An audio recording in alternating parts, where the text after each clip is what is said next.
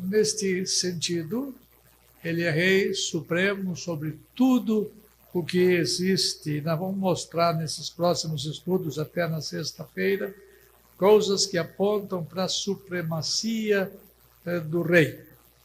E o material que eu estou estudando com vocês aqui, a primeira aula até a sexta aula, vai estar num livro meu que será publicado no começo do ano que vem. Já está no prelo há um ano, mas os caras demoram a publicar, onde eu falo sobre o rei do reino e o reino do rei. Eu tenho 2 livros já no prelo, estão com a editora Monergismo e devem sair no ano que vem. É material que vocês vão ter logo, logo, se Deus quiser. Então vejamos a primeira razão, porque Deus é Rei Supremo. Deus é Rei Supremo porque Ele é independente. Esse material está no livro meu que está ali à venda aqui. Os caras cobram uma nota.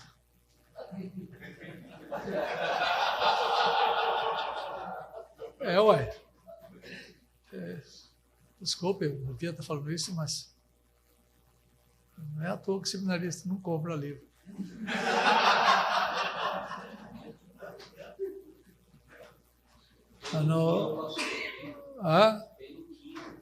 No Kindle.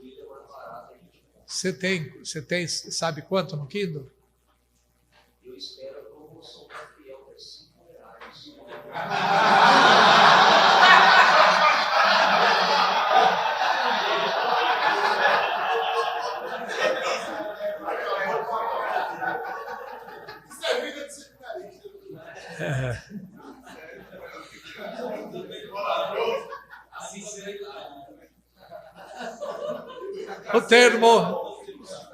O termo independente significa aquele que é incriado, aquele que é autoexistente, aquele que não depende de ninguém e de nada. E vou mostrar isso no decorrer desta palestra. Uma das perguntas mais frequentes que os nossos pequeninos fazem, quando ensinamos que Deus cria todas as coisas supremamente, e a pergunta que vem é: e quem criou Deus? Os filhinhos de vocês fazem, os meus faziam isso. Porque a lei de causa e efeito está impressa na alma humana, tudo tem causa. Se nós somos criados, tem um Criador. Se tem um Criador, tem por detrás dele outro Criador. Não tem como pensar em alguém que não depende de nada, de ninguém, alguém que existe por si mesmo, que nunca veio a existir, não teve causa. Isso foge um pouquinho da nossa compreensão. As leis de causa e efeito só servem para as coisas criadas, não para o Criador. Ele não se fez a si mesmo, porque para ele fazer-se a si mesmo tinha que existir antes de se fazer. Tá? Não tem como você fugir da ideia. E é impossível alguém fazer-se a si mesmo sem existir antes. São coisas contraditórias. Deus teria que preceder Deus para vir à existência. Isso é uma impossibilidade. Por isso, a teologia cristã trabalhou em cima da independência de Deus ou de sua autoexistência. Um teólogo que eu conheci pessoalmente lá em São Paulo, ele veio falar lá no Jumper, no Mackenzie, chamado Wayne Grudem. Ele escreveu o seguinte: vamos lá juntos? Se vocês não dormem, vamos lá. A diferença entre o ser de Deus e o nosso é mais do que a diferença entre o sol e a terra, mais do que a diferença entre o oceano e uma gota de chuva, mais do que a diferença entre o gelo ártico e um floco de neve, mais do que a diferença entre o universo e a sala onde estamos sentados. O ser de Deus é qualitativamente diferente. Deus existe necessariamente se podíamos usar outras palavras para descrever a distância enorme que existe entre o Criador e as criaturas, e entre o independente e todas as coisas que, consequentemente, dependem dele.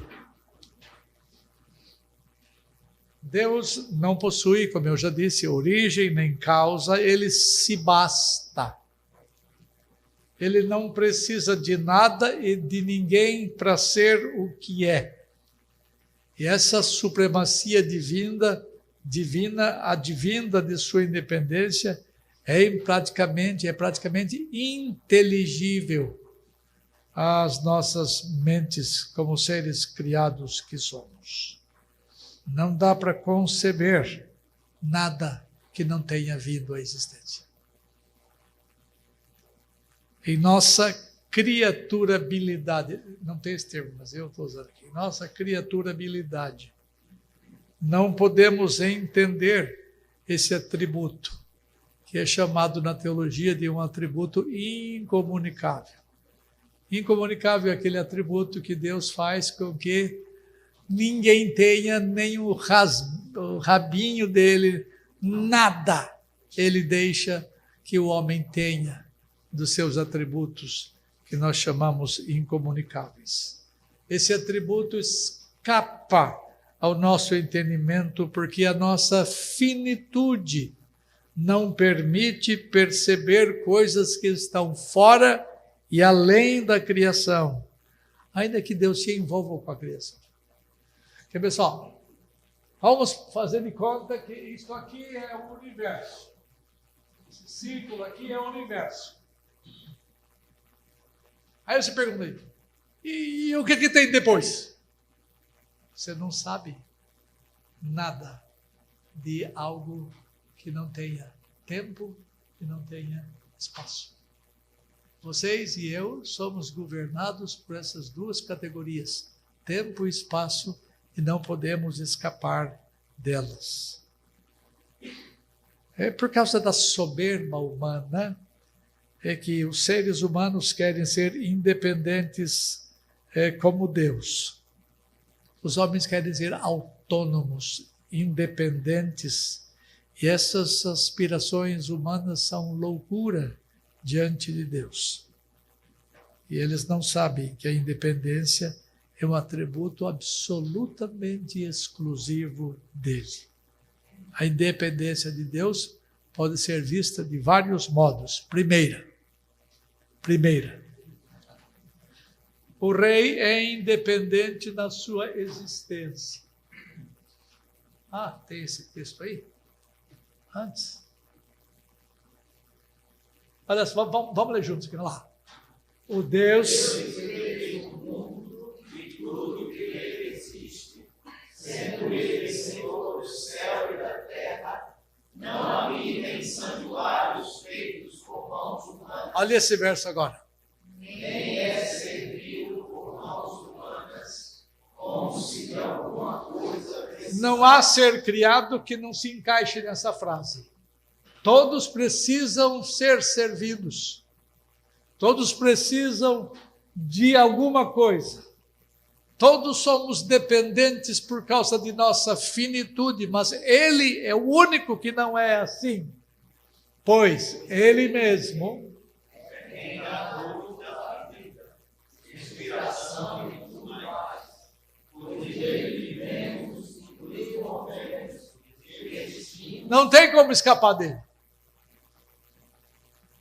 Como alguns. Somos nós corretos em Deus, porque dele também somos geração.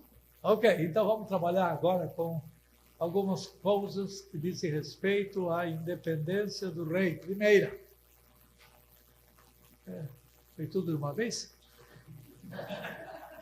O rei é independente na sua existência.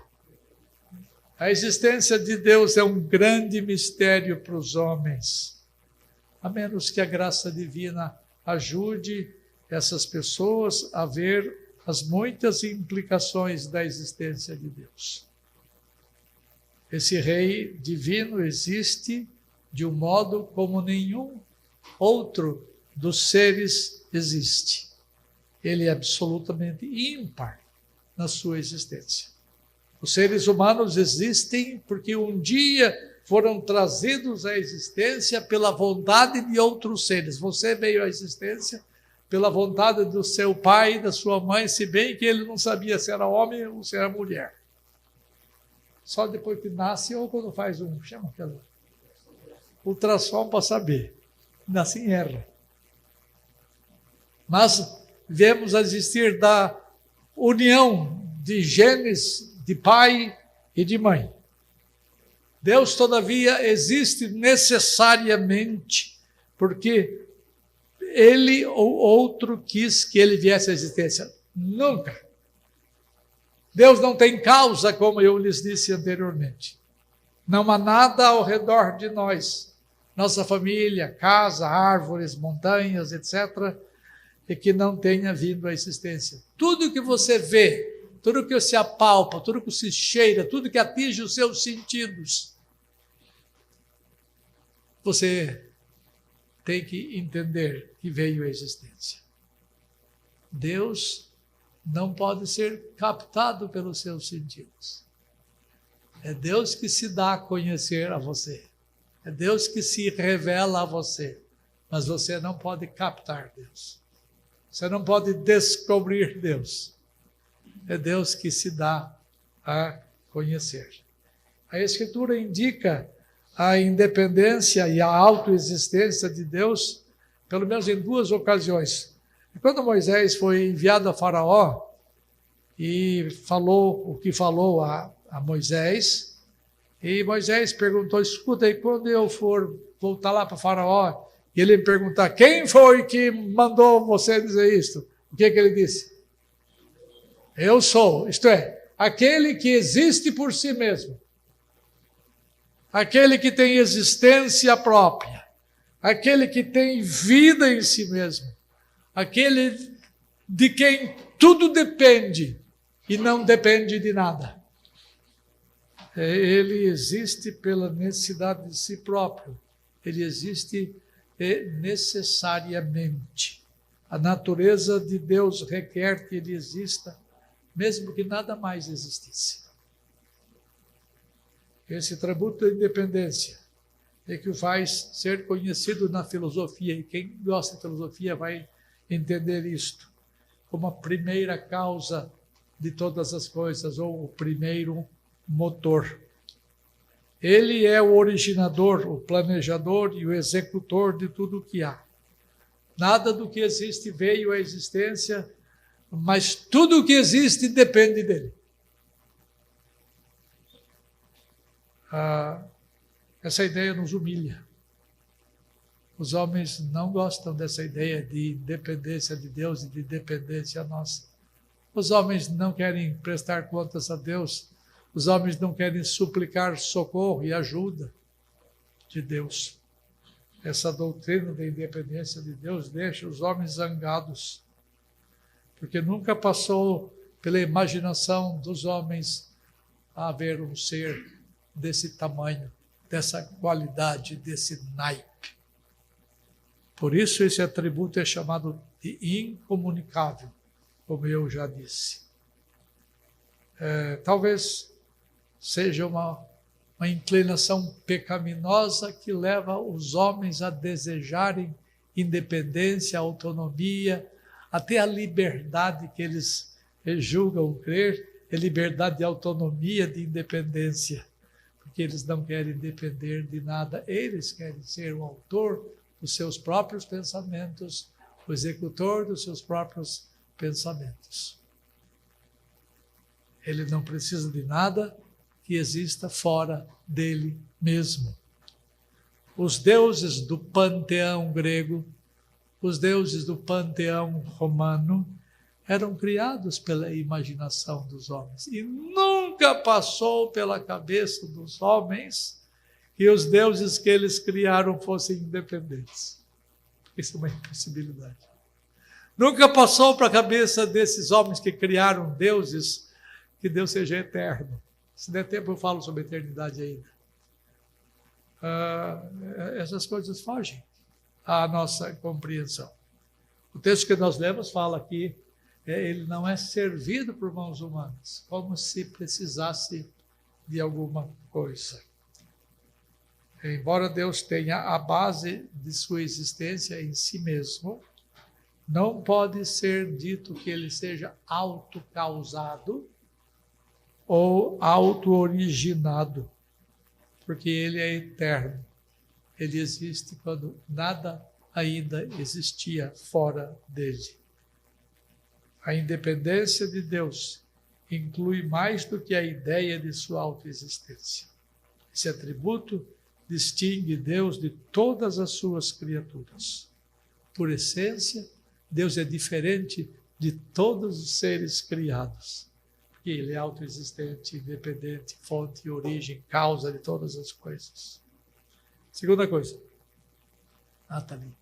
O rei é independente no seu relacionamento. Isso aqui é muito legal. Ele fez o mundo porque quis. O mundo não é uma necessidade. Ele resolveu criar o mundo. Ele podia viver perfeitamente sem o mundo. Deus não precisa do mundo para poder relacionar-se com o mundo. Deus é um ser pessoal. Na verdade, Deus não é um ser pessoal. É mais que isso. Ele é um ser tripessoal. Se nada mais houvesse, se mundo não houvesse, se o universo não existisse, Deus nunca seria um solitário. Deus nunca teria solidão, porque ele conversa consigo mesmo. Ele conversa com pessoas que fazem parte da sua essência. Ele sempre existiu como um ser tripessoal e autossuficiente relacionalmente falando. Veja que o Filho encarnado disse, Pai, e agora glorifica-me, ó Pai, contigo mesmo, com a glória que eu tive junto de ti, quando? Antes que houvesse mundo. Então já havia relacionamento entre pai e filho antes de o mundo existir. Relacionamento entre o pai e o espírito, entre o espírito e o filho. Outra coisa que escapa à nossa compreensão é a tripessoalidade que existe em Deus. Escapa. Você não tenta explicar muito que você se embanana. Porque nós só entendemos a unipersonalidade. E quando é a nossa, porque quando é de Jesus, nem de Jesus a gente entende. Ele é unipessoal, mas ele é homem e ao mesmo tempo é Deus. Então Deus nunca precisou do mundo e nem das coisas do mundo para que pudesse, como um ser pessoal que é, relacionar-se. Porque ele basta a si mesmo, devido ao seu caráter de uma existência tripessoal. Terceira coisa, Deus é independente nos seus pensamentos. Por pensamento, estou me referindo à mente de Deus. Esta foi a sensação que Paulo teve quando começou a tratar dos mistérios redentores de Deus. Paulo fundiu a cuca quando ele começou a escrever capítulo 8, 9, 10 e 11 de Romanos. Ele terminou, a cabeça dele estava num pandemônio. Olha o que ele diz. Ó profundidade da riqueza, tanto da sabedoria como do conhecimento de Deus. Quão insondáveis são os seus juízos. Quão impenetráveis, quão inescrutáveis são os seus caminhos. Quem, pois, conheceu a mente do Senhor?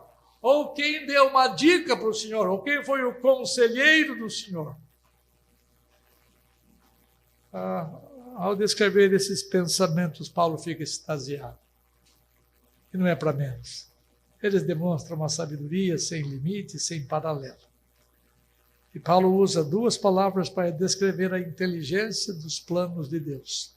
Ele fala em insondáveis e ele fala em inescrutáveis. Descrevem a sabedoria da mente do Senhor, que não pode ser investigada pelos homens. Só pode ser investigada naquilo que Ele revela aos homens. os arcanos de Deus são impenetráveis. Os mistérios de Deus são incognoscíveis. Por isso eles não podem ser compreendidos. E Paulo não somente diz que esse assunto é difícil de compreender, mas impossíveis de serem compreendidos. É importante assinalar que Paulo não está falando aqui dos mistérios escondidos, dos arcanos profundos, das coisas que estão lá no ser mais interior de Deus. Não, ele está falando das coisas da salvação. As coisas da salvação. Paulo falou, nossa, eu não consigo entender. E ele mesmo fala em outras cartas, por exemplo, o amor de Deus. Qual é o tributo mais cantado? Não, já falei. O amor. Paulo fala, e o amor de Deus que excede todo entendimento. Nós falamos da graça bendita de Deus que nos traz paz.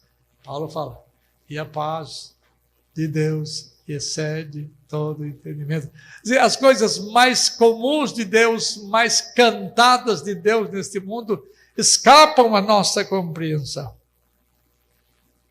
Elas são insondáveis, são impenetráveis. Mesmo Deus falando tanta coisa do amor. Houve um poeta nosso que escreveu assim, não sei por que de Deus o amor a mim se revelou. Você não sabe. As coisas são tão profundas, o seu amor, que excedem o nosso entendimento. Muitas dessas coisas podemos ter uma certa noção, porque ele nos revela. Mas, quando começamos a fuçar, a penetrar essas coisas, nós não podemos compreender, porque elas são insondáveis na sua demonstração mais profunda. E se o homem conhece alguma coisa do que Deus está fazendo, ele deve totalmente à revelação divina. Mas há muitas coisas que Deus revelou. Estava dormindo ali atrás. Há muitas coisas que Deus revelou que, no entanto, permanecem ininteligíveis. Permanecem ininteligíveis. Eu escrevi 5 livros sobre revelação. Está ali, tem 4 para vender ali. Baratinho. 4 para vender ali. Como é que é?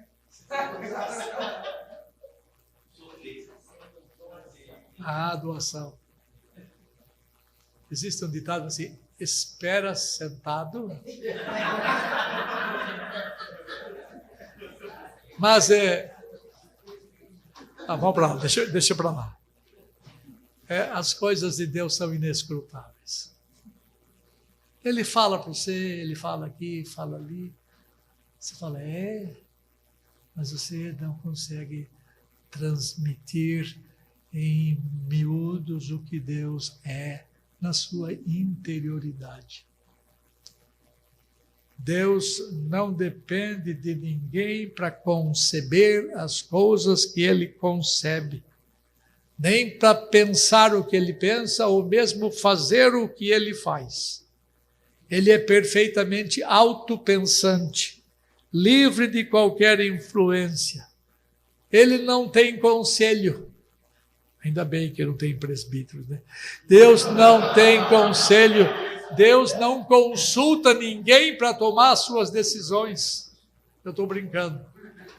Eu sou um presbítero também. Deus não precisa de conselheiro. Lembra que a Bíblia fala a respeito de nós? Existe sabedoria onde? Na multidão de conselheiros. Poxa, Deus fez coisas maravilhosas e deve ter tido muitos conselheiros. Quem foi o seu conselheiro? Ninguém. Ele é independente nos seus pensamentos. Ele não é devedor a ninguém daquilo que ele pensa. Por essa razão, Deus não dá satisfação das suas ideias, nem precisa justificá-las diante de seres racionais como nós. Quarta coisa, Deus é independente na formulação dos seus planos. Veja o Salmo 33, o que diz. O Senhor frustra os desígnios das nações e anula os intentos dos povos. O conselho do Senhor, é o decreto do Senhor, dura para sempre. Os decretos do seu coração duram por todas as gerações. Quando ele fala em conselho e desígnios, são duas maneiras diferentes de dizer a mesma coisa. Isso chama-se, senhores, de hebraico, paralelismo, tá? E próprio da língua hebraica. Então, os desígnios de Deus são infindáveis, duram para sempre. E usam outra expressão. Todas as gerações, é a mesma coisa, que dura para sempre. É outro paralelismo. Os desígnios dos homens são reputados em nada por Deus. Simplesmente Deus ignora os planos dos homens, porque os seus planos é que prevalecem. Eles duram para sempre. Quando o Senhor resolve fazer alguma coisa, ele não consulta homens quaisquer. Ele planeja as coisas como lhe agrada. Nos seus conselhos, ele não toma conselho com ninguém, pois ele é suficiente em si mesmo, em conhecimento e em sabedoria. Veja Isaías 40. Quem guiou o Espírito do Senhor? Que é o mesmo Senhor o Espírito. Quem guiou o Espírito do Senhor? Ou como o seu conselheiro o ensinou? Com quem tomou ele conselho para que lhe desse compreensão? Quem o instruiu na vereda do juízo, lhe ensinou sabedoria e lhe mostrou o caminho do entendimento. Veja, o que é dito do Pai é dito do Filho e é dito do Espírito, porque eles revelam o quê? A mesma essência. Eles possuem a mesma natureza. Então, o que é dito de um, é dito de outro, e é dito de outro ainda. Toda a história humana é a realização dos desígnios do Senhor, que são previamente traçados. Ninguém disse ao Senhor o que era para ele fazer, porque todas as coisas estão perfeitamente claras na mente autossuficiente dele. Deus é absolutamente independente na elaboração dos seus projetos. Veja o que Isaías, não sei se tem Isaías aí. Não. Olha só, uma vez Isaías escreveu o seguinte: com quem comparareis a Deus? Ou, que coisa semelhante confrontareis com Deus?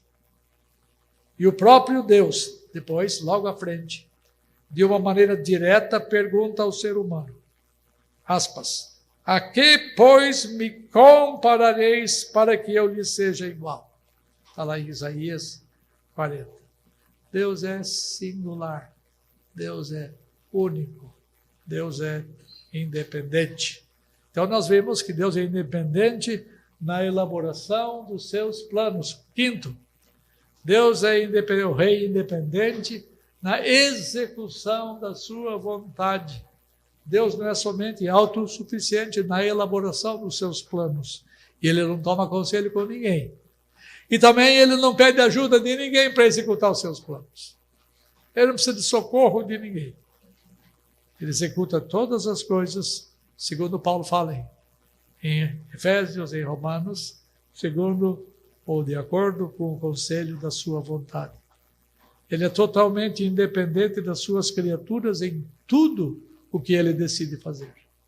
Ele não precisa de sugestões dos homens para realizar o que realiza. Ele não precisa de apoio dos homens ou da aprovação deles para o exercício da sua vontade.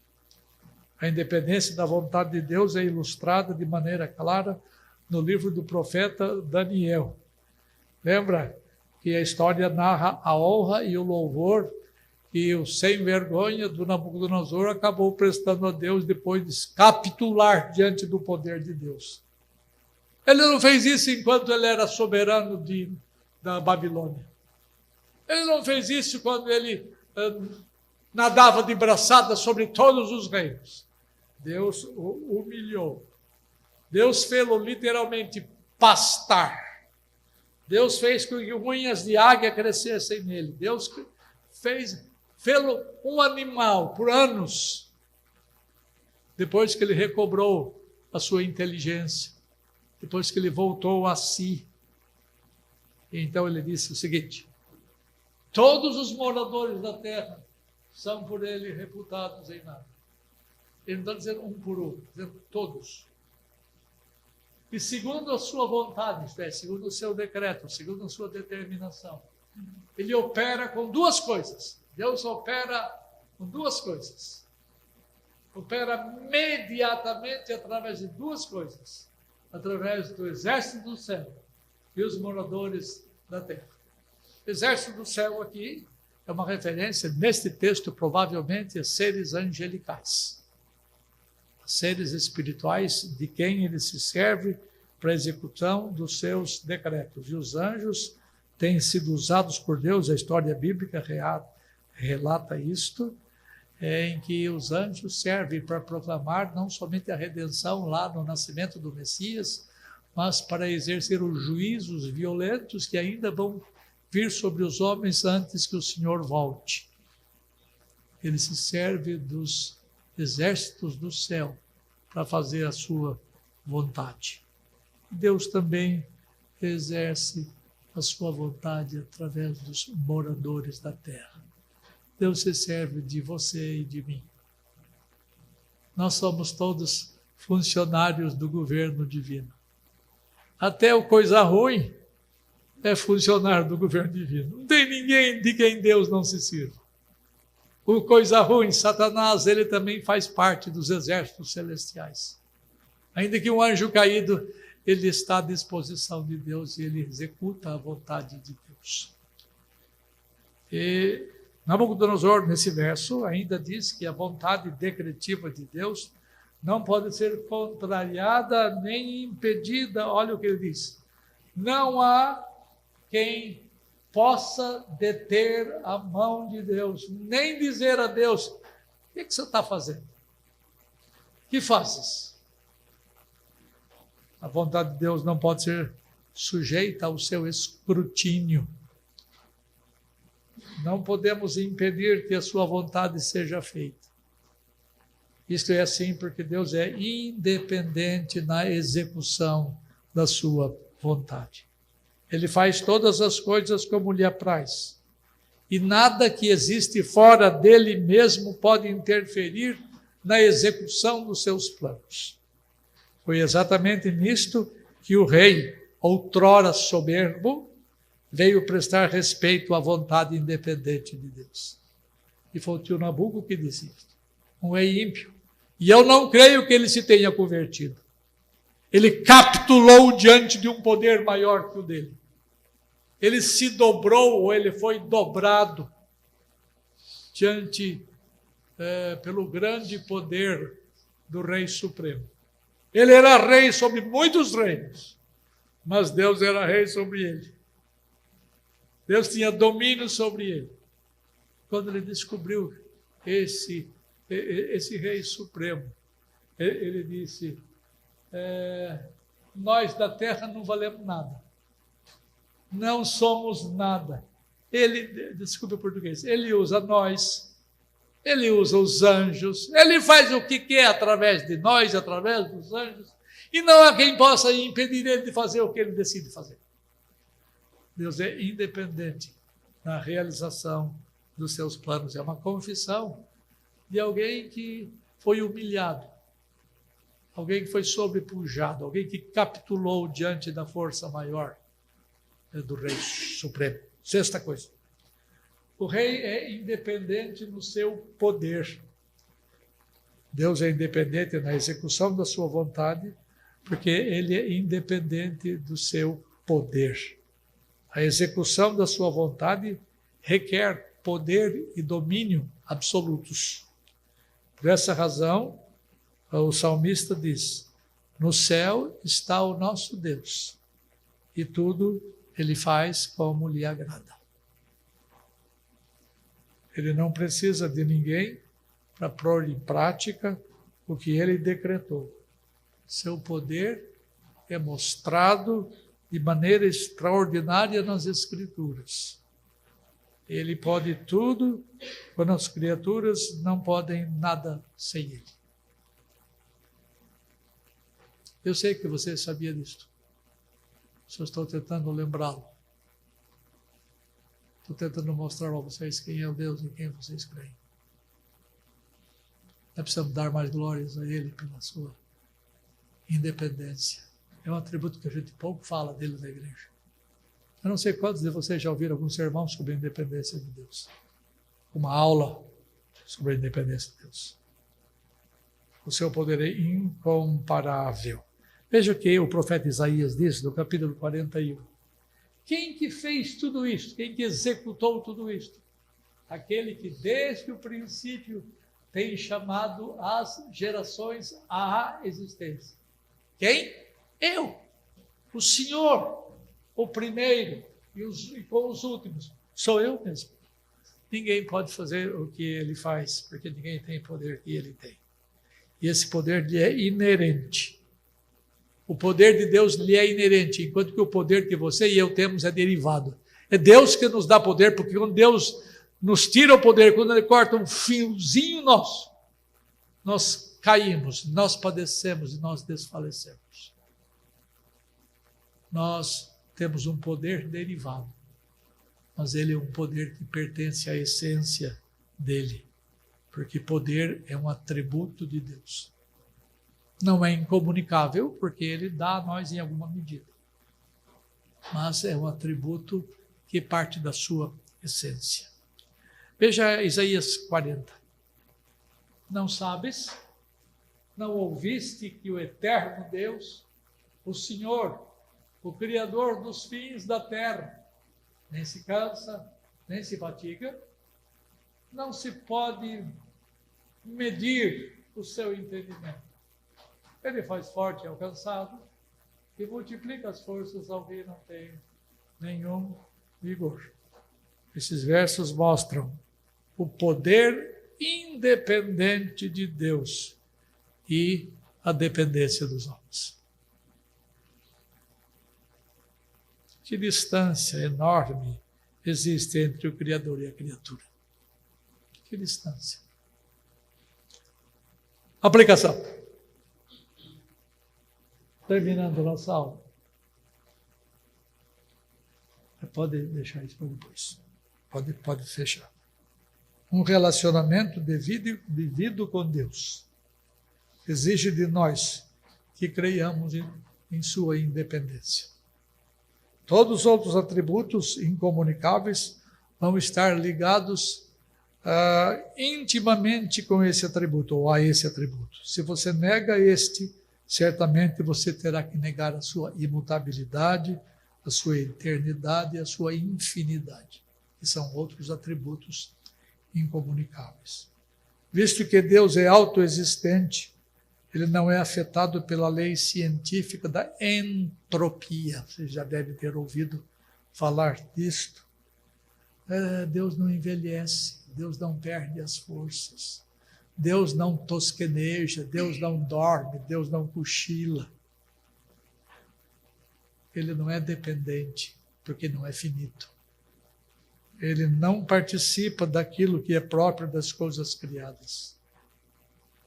Essa lei da entropia é chamada de a segunda lei da termodinâmica, que afirma a deterioração de toda a matéria-energia. E é uma prova indicativa de que Deus é muitíssimo diferente da sua criatura. O cosmos inteiro sofre desgastes. Eu vou falar sobre isso amanhã. O cosmos inteiro sofre desgaste e precisa ser mantido pela providência divina. Mas o Deus providente não precisa ser mantido porque ele não sofre desgastes. Devemos ter muito respeito e consideração por suas palavras como expressas na Santa Escritura. Porque essas palavras revelam a mente de Deus. Por essa razão, não somente em nossas igrejas, mas nas nossas famílias, a palavra de Deus deve ter proeminência. Um desafio. Vocês, seminaristas, boa parte de vocês tem filhos. Comece a dar um jeito de ensinar os filhos de vocês sobre dependência. Porque a gente não sabe exatamente o que independência significa, mas quando você parte aqui do conhecido para o desconhecido, o seu filho vai entender o que é ser dependente. Ele chora o tempo todo, ele pede comida o tempo todo, ele quer dormir o tempo todo. Não há nada que expresse maior a dependência que nós temos do que a independência de Deus em contrapartida. Então começa a partir, sabe, filho? Você depende do papai, depende da mamãe, até trocar sua roupa, limpar suas sujeirinhas. Você depende de tudo de nós. Mas o nosso Deus não é assim. Mostra que Deus é exatamente o contrário, ele não depende de ninguém e de nada. Começa a ensinar, ele vai crescer com uma boa ideia de quem Deus é. Provavelmente você nunca ensinou o atributo da independência de Deus aos seus filhos. Comece a ensinar desde pequeninos. Eles vão absorvendo até onde essas coisas podem ser absorvidas. O atributo da independência de Deus deve advertir-nos contra o louco sonho que o homem tem de ser independente de Deus. Nabucodonosor teve esse sonho. Antes de ser humilhado, ele nutriu em sua mente ser independente. Os homens de Babel também queriam ser independentes, eles queriam atingir as alturas. Esse próprio de seres soberbos. Lembra? Quando você começar a entender algumas coisas deste atributo de Deus, lembre que graça não é parte da natureza. Você não vai entender nada disso até que você receba a luz do céu para você entender. Ela tem que ser dada, a graça tem que ser dada por Deus. Por esta razão, nós devemos entender que toda a graça de que necessitamos procede daquele de quem todas as coisas procedem e de quem todas as coisas necessitam.